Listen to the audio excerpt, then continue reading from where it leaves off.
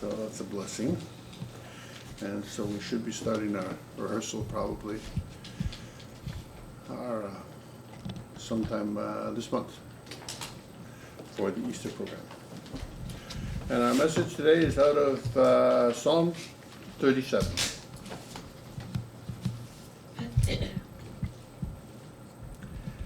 Verses 1 through 10. That's Psalm 37, starting in verse 1.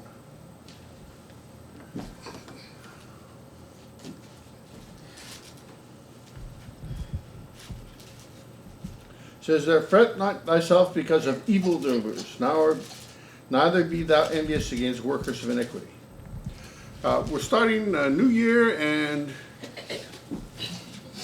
we have new beginnings. Actually, as Christians, every day is new. Every day we start from scratch as Christians. And so I like this particular psalm for that perspective. Fret not yourself because of evildoers, neither be thou envious of workers of iniquity. He said, just because you see people doing evil and sometimes prospering by it, don't get worked up about it. Don't get worked up. Verse 2, for they shall soon be cut down like the grass and wither as the green herb. Now everybody thinks, well, it means he's going to die. Not necessarily.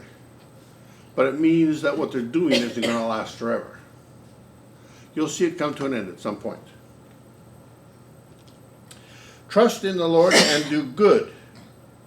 So shalt thou dwell in the land, and verily thou shalt be fed. So he's saying, don't get tied up with that methodology. It's not going to help you. The way to go is to trust in the Lord and do good.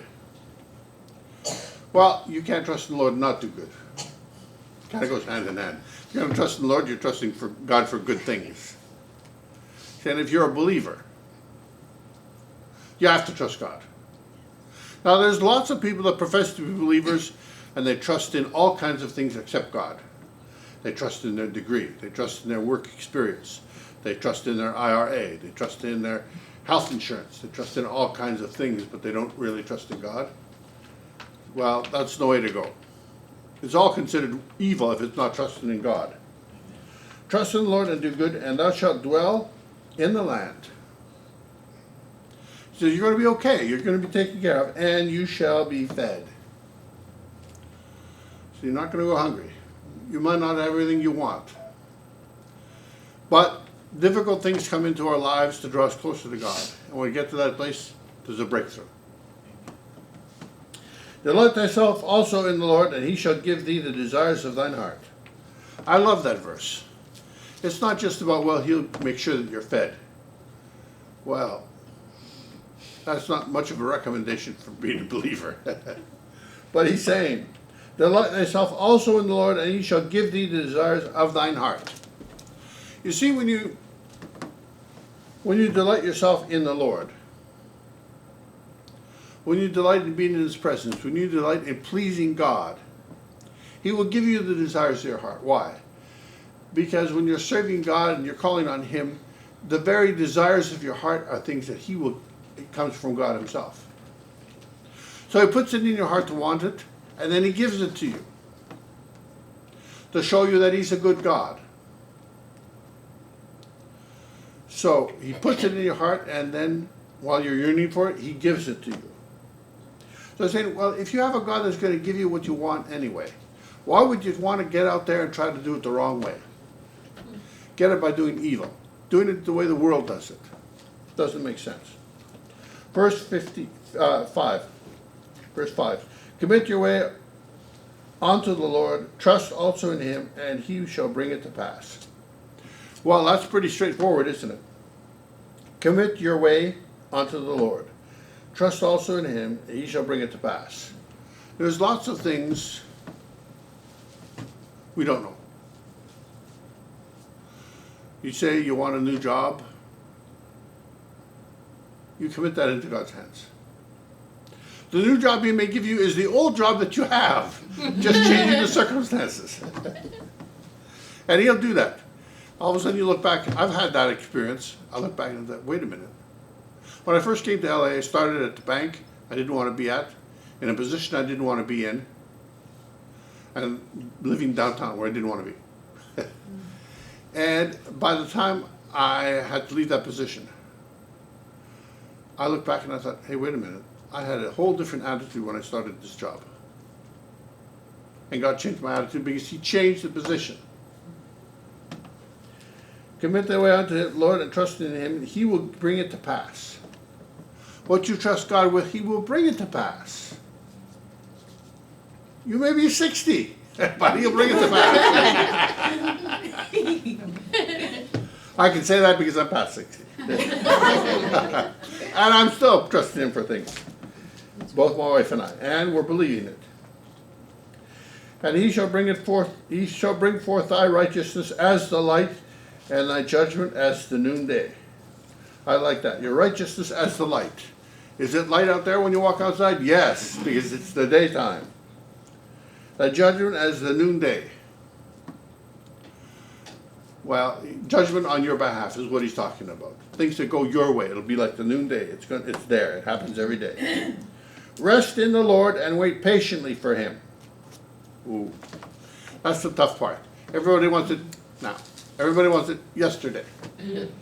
But that's not how God operates. God has to make sure that we're ready for what it is that we want. He gets us prepped for it. Rest in the Lord and wait patiently for Him. You're not waiting for stuff. I'm going to repeat that. You're not waiting for stuff, because the stuff is so much less than what God is. So it's always about waiting on God and for God to work in your life. Rest in the Lord and wait patiently for Him. Fret not thyself because of him that prospereth in his way, because of the man who bringeth wicked devices to pass.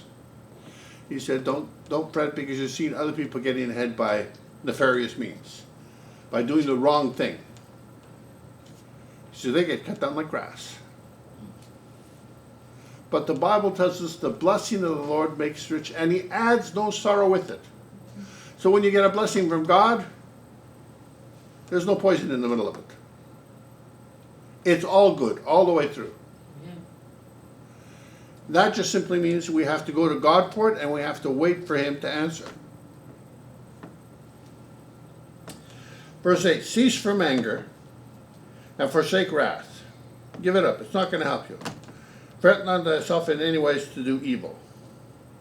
The Bible does let not the sun go down on your anger. I've never been in a situation where anger helped me. Can't think of one. It's worked against me, but it hasn't helped me. So I want you to think about that. When did you get angry and it actually helped you to be angry? Cease from anger and forsake wrath. Fret not thyself in any ways to do evil. Usually anger will cause you to do evil, to do what you know is wrong. It just feels good after you do it. Until that wears off and you realize, boy, I really shot myself in the foot. Wow. For evildoers shall be cut off. Is that explicit enough? Evildoers shall be cut off, but those that wait upon the Lord, they shall inherit the earth. That doesn't mean you get everything. Everything you need, He gives you. And, like we read earlier, everything that you actually want, He'll give you. Because you know what? The more stuff that you have, the more responsibility you have.